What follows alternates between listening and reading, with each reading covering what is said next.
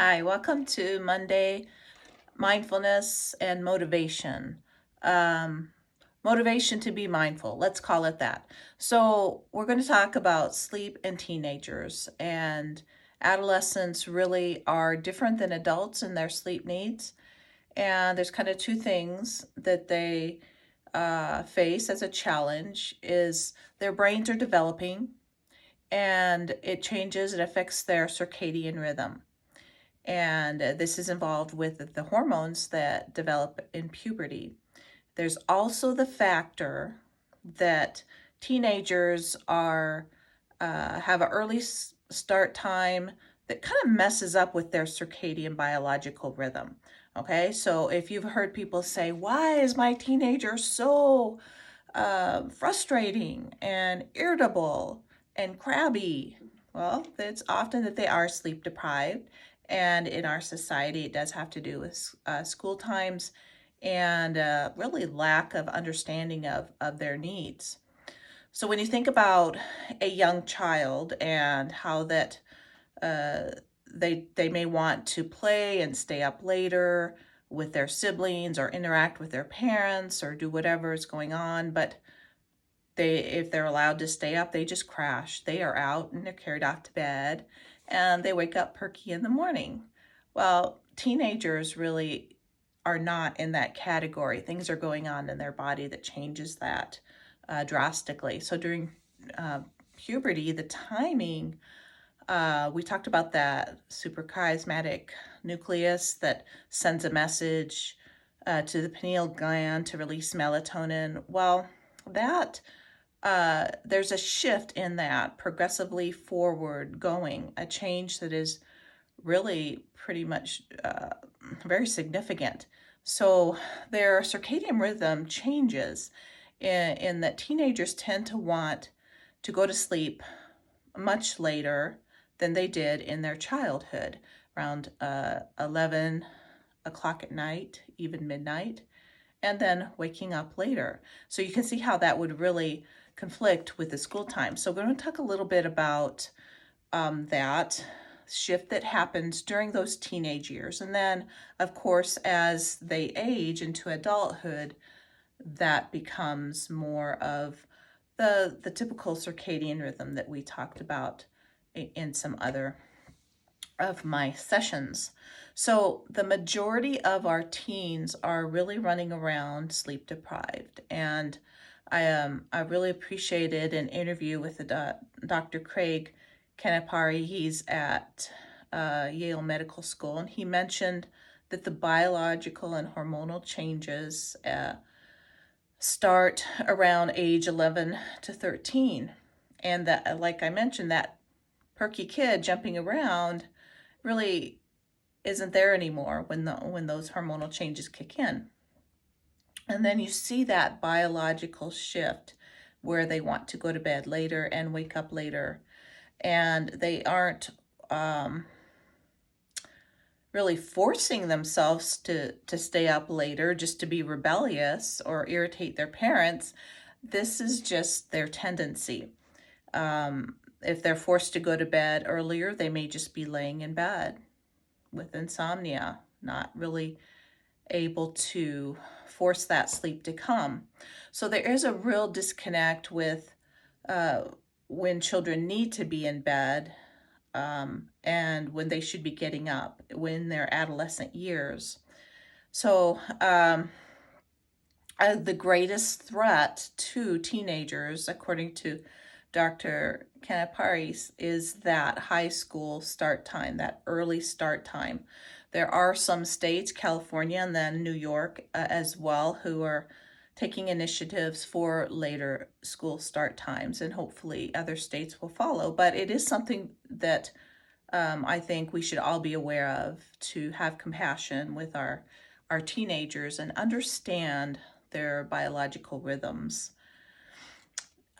This is important too because when the weekends come, there's that a complete shift. It's like what's been called a sleep debt that's been building during the week. Then they get into the weekend and they're sleeping till 11 and noon, and this is definitely causing a social jet lag effect. Social jet lag is really when you're having a you're like 3 time zones off.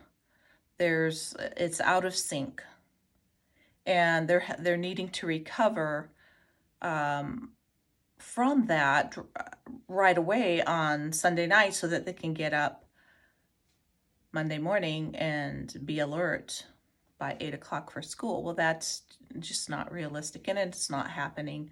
And more scientific research is helping us to see that the early school times really are not practical and really not sustainable for our young people. There's links and studies with the effect on the physical and emotional mental well-being of our young people. So it is detrimental to the brain, and we want to keep that in mind when we hear about these teen stereotypes of being irritable or lazy. Often we need to realize it's related to being sleep deprived. And the idea that teens should just go to bed early is contrary to their biological rhythm. It would be like asking us as adults to go to bed at 6 p.m. in the evening and then wake up at 3 o'clock in the morning. Well, that's just not our natural circadian rhythm and would not work for us. So it's very similar with adolescents, and it is related to beyond my pay grade, beyond what we're going to talk about, those hormonal changes. But you certainly are encouraged to do a deeper dive into why that's so, and why there is just that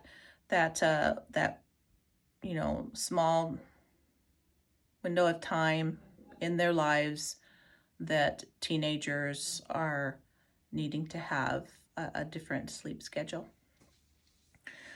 So the biological process was established, many decades ago. Some may say, well, no, they're just on their electronics, they're on their phone and their tablet, and that's why they're in there just doing that, and they're not going to bed. Well, the biological needs of teenagers has been established by researchers many decades ago, before these devices were even part of our society as we see today.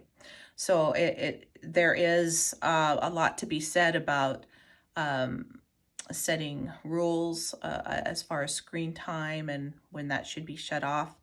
But oftentimes the argument could be made that what they're watching on their tablets or cell phones is stimulating, is interrupting that natural sleep rhythm, because their brain is so engaged and active with what they're watching. So there is certainly merit to that, that the screen times are interfering with their brain wanting to shut down, because they are engaged with those devices. So yes, parents should make clear rules about screen time and when there should be a cutoff. So I know there's many difficulties. It's a hard problem to make decisions about how and when a teenager should get their sleep, but it's really worth finding solutions. And so my hope is that you will find some within your family. I know my husband and I had to make pretty serious, life-altering, in a way, decisions about our teenager and her school schedule and what we would do to support her. And so we found something that works for us, and we're definitely devoted to making sure that her school schedule works around her sleep schedule rather than vice versa. And it's really worked for us. But I'm very deeply sensitive to those who find this a challenge and are unable to really change at this point. I would say just please be cognizant of the needs of your teenager and do the best that you can to honor their sleep needs and to avoid a deficit as much as possible. I would invite you to listen to a podcast, Sleep and Teens. It's number 46 on Dr. Matt Walker's podcast. And also I'm going to put in the notes and the interview with Dr. Craig Kanapari, where he's interviewed, and his website if you would like more information on the sleep needs of your teen and how you can honor them. Thank you so much for listening, and just remember, next time you run across a crabby teen, just understand a lot of times they're sleep deprived. Our modern society's messed up with so many things that we need, that they need, and we're not getting. So thank you for listening. We're going to talk at some point about middle life and older individuals and their sleep needs. Very important too. As we age, things change, and there are definitely things to do, things that can be done to improve our sleep. Keep listening, share it with your friends. Thank you so much.